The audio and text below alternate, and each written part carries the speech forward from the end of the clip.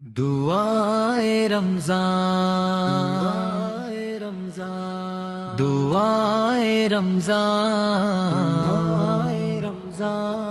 دعائے رمضان، رمضان دل کی گہرائیوں سے اٹھتی ہے صدائے رمضان،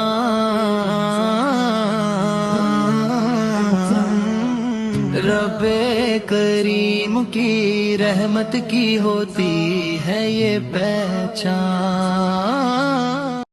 السلام علیکم ورحمۃ اللہ وبرکاتہ۔ ناظرین خوش آمدید کہتے ہیں آپ سب کو آپ کے اپنے روح پرور پروگرام دعائے رمضان میں۔ آج رمضان المبارک کا 10واں دن ہے، رحمتوں کے اس پہلے عشرے کی آخری ساعتیں۔ آج کا دن ہمیں رک کر سوچنے کی دعوت دیتا ہے کہ ان 10 دنوں میں ہم نے اپنے رب سے کیا مانگا، کتنی بار سجدے میں آنسو بہائے اور کتنی بار دل سے کہا اے اللہ میں بدلنا چاہتی ہوں۔ یہ مہینہ ہے عطاؤں کا، یہ مہینہ ہے دعا کا، جو جھک گیا رب کے آگے وہی ہے کامیاب جہاں کا۔ ناظرین رمضان ہمیں بھوک اور پیاس کے ذریعے صبر سکھاتا ہے اور صبر کے ذریعے قرب الہی عطا کرتا ہے۔ پہلا عشرہ رحمت کا تھا اور آج اس کا اختتام ہے۔ آغاز کرتے ہیں اللہ رب العزت کے بابرکت کلام سے۔ قرآن وہ نور ہے جو دلوں کی ویرانی کو روشنی میں بدل دیتا ہے۔ آئیے دعوت دیتے ہیں محترمہ کو کہ تشریف لائیں اور ہمیں تلاوت کلام پاک کی سعادت عطا فرمائیں۔ بسم اللہ الرحمن الرحیم اذا جاء نصر اللہ والفتح ورأيت الناس يدخلون في دين الله أفواجا فسبح بحمدك ربك واستغفر إنه كان توابا۔ شروع اللہ کا نام لے کر جو بڑا مہربان نہایت رحم والا ہے۔ جب اللہ کی مدد آ پہنچی اور اس کی فتح حاصل ہو گئی، اور اے نبی صلی اللہ علیہ وآلہ وسلم کیا تم نے نہیں دیکھا کہ لوگ اللہ کے دین میں جوق تر جوق داخل ہو رہے ہیں، تو اپنے رب کی تسبیح بیان کرو تعریف کے ساتھ اور اس سے مغفرت طلب کرو، بے شک وہ توبہ قبول کرنے والا ہے۔ سبحان اللہ، دل گواہی دیتا ہے کہ یہ کلام انسان کا نہیں رب کا کلام ہے۔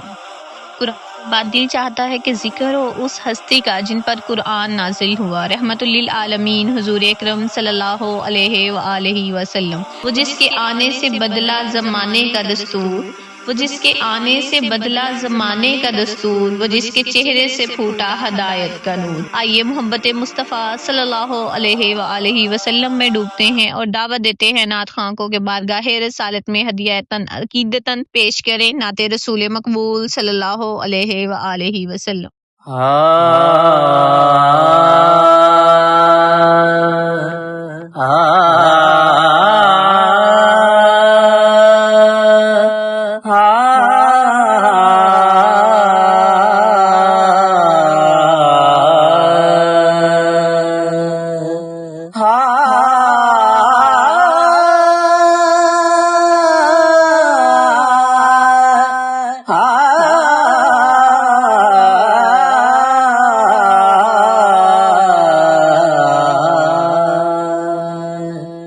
یا رسول اللہ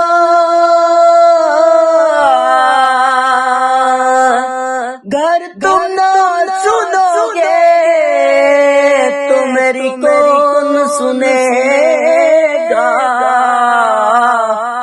گر تم نہ کرو گے تو کرم کون کرے گا،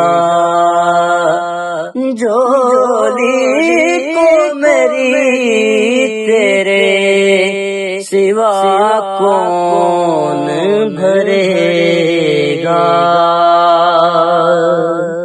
لوگوں کو تو دنیا میں لاکھوں ہی سہارے ہیں، لوگوں کو تو دنیا میں لاکھوں ہی سہارے ہیں، لوگوں کو تو دنیا میں لاکھوں ہی سہارے ہیں، ہم کو یہی کافی ہے، سرکار ہمارے ہیں، ہم کو یہی کافی ہے، سرکار ہمارے ہیں، لوگوں کو تو دنیا میں رکھ لینا بھرم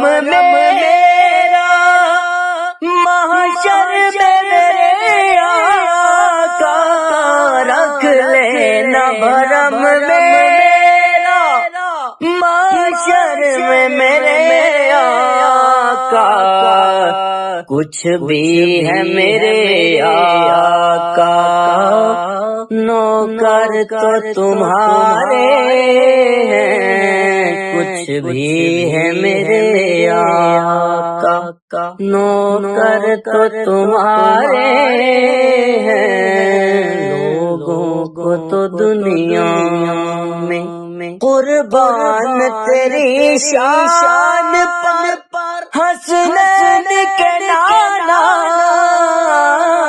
قربان تیری شان پر حسنین کے نانا،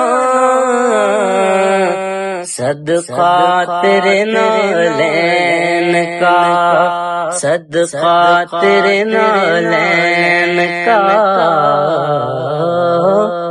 میرے بھی گزارے ہیں، صدقہ تیرے نالین کا، میرے بھی گزارے ہیں، لوگوں کو تو دنیا میں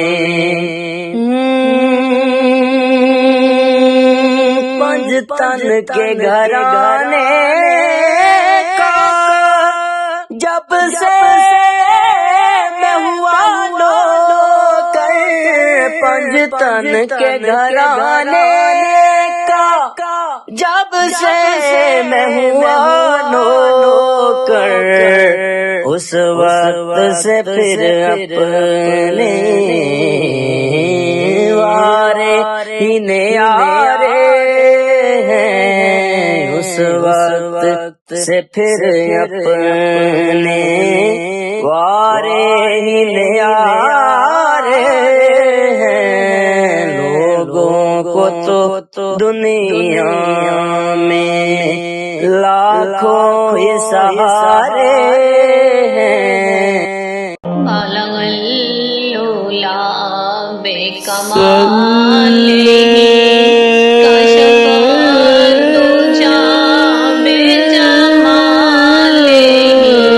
حسنت جمیع خصالہ، صلوا علیہ وآلہ، صلوا علیہ وآلہ۔ آئیے چلتے ہیں اپنے تھرڈ سیگمنٹ کی طرف، جس میں ہم بات کریں گے سیرت النبی صلی اللہ علیہ وآلہ وسلم، وہ نبی جو کہ ہے کعبے کوسین کے مقام والا، والضحیٰ کے روشن چہرے والا، واللیل کی زلفوں والا، اور طٰہٰ کی شان والا۔ ناظرین، اب وہ لمحہ آ رہا ہے جس کے لیے دل بےتاب رہتا ہے، ذکر ہوگا اس ہستی کا جن کی آمد سے اندھیروں میں اجالا ہوا، جن کے اخلاق نے انسانیت کو جینا سکھایا۔ آئیے درود و سلام کے ساتھ استقبال کریں اور دعوت دیں محترمہ کو کہ سیرت طیبہ پر روشنی ڈالیں۔ بسم اللہ الرحمن الرحیم۔ السلام علیکم ورحمۃ اللہ وبرکاتہ۔ ناظرین، جیسا کہ آپ جانتے ہیں کہ ہم نے سیرت نبوی صلی اللہ علیہ وآلہ وسلم کا سلسلہ شروع کیا تھا۔ آج کا ہمارا موضوع ہے عام الحزن کا سال۔ عام الحزن کا سال نبی کریم صلی اللہ علیہ وآلہ وسلم کے لیے انتہائی دکھ بھرا دور تھا۔ اس سال نبی کریم صلی اللہ علیہ وآلہ وسلم نے اپنی زندگی کی دو عزیز ترین ہستیوں کو کھو دیا۔ آپ کی محبوبہ زوجہ حضرت خدیجہ رضی اللہ تعالیٰ عنہ اور آپ کے پرشفقت چچا حضرت ابی طالب۔ حضرت خدیجہ رضی اللہ تعالیٰ عنہ کی وفات ایک بہت بڑا صدمہ تھا۔ انہوں نے ہمیشہ ہر معاملے میں آپ صلی اللہ علیہ وسلم کا ساتھ دیا۔ اور ان کی حمایت کی۔ حضرت ابو طالب کے دنیا سے رخصت ہونے سے مسلمانوں کو دشمنوں کے مقابلے میں ایک بہت بڑی ڈھال سے محروم ہونا پڑا۔ اس دور میں کافروں نے دباؤ بڑھایا، لیکن نبی کریم صلی اللہ علیہ وآلہ وسلم نے صبر و تحمل کا پہاڑ بن کر دکھایا۔ اللہ تعالیٰ نے اس غم کے بعد انہیں معراج کا تحفہ دیا، جو اس بات کی نشانی تھی کہ ہر مشکل کے بعد آسانی ہے۔ تو آئیے ناظرین، اب چلتے ہیں سوال جواب کی طرف۔ سب سے پہلے ہم کل کے جوابات دیکھ لیتے ہیں۔ سب سے پہلا سوال تھا کہ حضرت محمد صلی اللہ علیہ وسلم کو طائف کے سفر کے دوران کون سی مشکلات کا سامنا کرنا پڑا، جس کا جواب تھا طائف کے سفر کے دوران آپ صلی اللہ علیہ وسلم کو پتھراؤ اور سخت سلوک کا سامنا کرنا پڑا، جس کی بنا پر آپ کو جسم پر زخم ہوئے۔ دوسرا سوال تھا حضرت جبرائیل علیہ السلام اللہ تعالیٰ کا کیا پیغام لے کر حاضر ہوئے اور آپ صلی اللہ علیہ وسلم نے کیا فیصلہ کیا، جس کا جواب تھا حضرت جبرائیل علیہ السلام اللہ تعالیٰ کا پیغام لے کر آئے کہ اگر آپ چاہیں تو آپ ان کو ہلاک کر سکتے ہیں، جس پر نبی صلی اللہ علیہ وسلم نے رحم کیا اور ان کے لیے ہدایت کی دعا کی۔ تیسرا سوال تھا شیب ابی طالب کی گھاٹی والا واقعہ کس بات کی نشاندہی کرتا ہے، جس کا جواب تھا شیب ابی طالب کا واقعہ اقتصادی اور سماجی بائیکاٹ کی نشاندہی کرتا ہے جو آپ نے دین کی خاطر برداشت کیا۔ چوتھا سوال تھا ان واقعات سے ہمیں کیا سبق ملتا ہے، جس کا جواب تھا ان واقعات سے ہمیں صبر، رحم اور اللہ تعالیٰ پر بھروسے کا سبق ملتا ہے۔ آج کے سوال دیکھ لیتے ہیں۔ سب سے پہلا سوال ہے عام الحزن کے سال میں آپ صلی اللہ علیہ وسلم نے کن دو عظیم ہستیوں کو کھویا؟ سوال نمبر 2، حضرت ابی طالب کی وفات کے بعد نبی کریم صلی اللہ علیہ وسلم کی زندگی پر کیا اثر پڑا؟ سوال نمبر 3، عام الحزن کے بعد کون سا عظیم واقعہ پیش آیا؟ سوال نمبر 4، عام الحزن کا سال ہمیں کیا سبق سکھاتا ہے؟ اب شروع کرتے ہیں فورتھ سیگمنٹ، جس کا آج کا موضوع ہے توبہ۔ توبہ کیا ہے؟ کیا صرف زبان سے استغفر اللہ کہنا توبہ ہے، یا یہ دل کی وہ کیفیت ہے جب انسان ٹوٹ کر اپنے رب کی طرف پلٹ آتا ہے؟ گناہوں کا بوجھ لے کر کہا جب میں نے یا رب، گناہوں کا بوجھ لے کر کہا جب میں نے یا رب، در کھلا رحمت کا ملا سکون دل بے حد۔ ناظرین، توبہ کا مطلب ہے واپسی۔ واپسی اس رب کی طرف جو 70 ماؤں سے زیادہ محبت کرتا ہے، واپسی اس در کی طرف جو کبھی بند نہیں ہوتا۔ اللہ تعالیٰ قرآن میں فرماتے ہیں کہ وہ توبہ قبول کرنے والا ہے، مہربان ہے۔ اس کا مطلب کیا ہے؟ اس کا مطلب یہ ہے کہ چاہے ہم کتنے ہی گناہ گار کیوں نہ ہوں، اگر سچے دل سے پلٹ آئیں تو رب ہمیں ٹھکراتا نہیں ہے۔ توبہ کے 3 مراحل ہیں: گناہ پر شرمندگی، فوراً گناہ چھوڑ دینا، دوبارہ نہ کرنے کا پختہ ارادہ۔ اگر یہ تینوں باتیں دل میں آ جائیں تو سمجھ لیجئے در رحمت کھل گیا ہے۔ رمضان ہمیں یہی موقع دیتا ہے، بھوک ہمیں یاد دلاتی ہے کہ ہم کمزور ہیں، اور کمزور بندہ جب اپنے رب کے سامنے جھکتا ہے تو وہی لمحہ اس کی زندگی بدل دیتا ہے۔ ذرا تصور کیجئے، رات کا وقت ہے، سب سو رہے ہیں، آپ سجدے میں ہیں، آنکھوں سے آنسو بہ رہے ہیں اور آپ کہہ رہے ہیں یا اللہ میں تھک گیا ہوں اپنے گناہوں سے، مجھے معاف کر دے، مجھے بدل دے۔ ناظرین، یقین جانیے وہ رب سنتا ہے، وہ خاموش آنسو بھی دیکھتا ہے۔ آج 10ویں دن ہم کیا کریں؟ تنہائی میں 2 رکعت نماز توبہ ادا کریں، اپنے گناہوں کی لسٹ دل میں بنائیں، جن کا حق مارا ہے ان سے معافی مانگیں، زبان کو استغفار کا عادی بنائیں، روز کم از کم 100 مرتبہ استغفر اللہ ربی من کل ذنب واتوب الیہ پڑھیں۔ آئیے ہاتھ اٹھائیں۔ اے اللہ، ہم گناہ گار ہیں، خطا کار ہیں، لیکن تیرا در چھوڑ کر کہیں نہیں جا سکتے۔ ہمیں سچی توبہ نصیب فرما، ایسی توبہ جس کے بعد ہم پلٹ کر گناہ کی طرف نہ جائیں۔ ہمارے دلوں کو پاک کر دے، ہمیں اپنا بنا لے۔ آمین آمین یا رب العالمین۔ پلٹ آؤ کہ در رحمت ابھی کھلا ہوا ہے، پلٹ آؤ کہ در رحمت ابھی کھلا ہوا ہے، گناہ گار کا بھی رب سے رشتہ جڑا ہوا ہے۔ جو آنسو بہا دے سچے دل سے رات کے پہر، جو آنسو بہا دے سچے دل سے رات کے پہر، وہی بندہ خدا کے قریب کھڑا ہوا ہے۔ ناظرین، رمضان کا پہلا عشرہ ختم ہو رہا ہے، آئیے آج سچی توبہ کر کے نئے سفر کا آغاز کریں۔ اللہ ہمیں معاف فرمائے اور اپنی رحمت میں جگہ عطا فرمائے۔ سبحان ربک رب العزت عما یصفون وسلام علی المرسلین والحمد للہ رب العالمین۔ دعا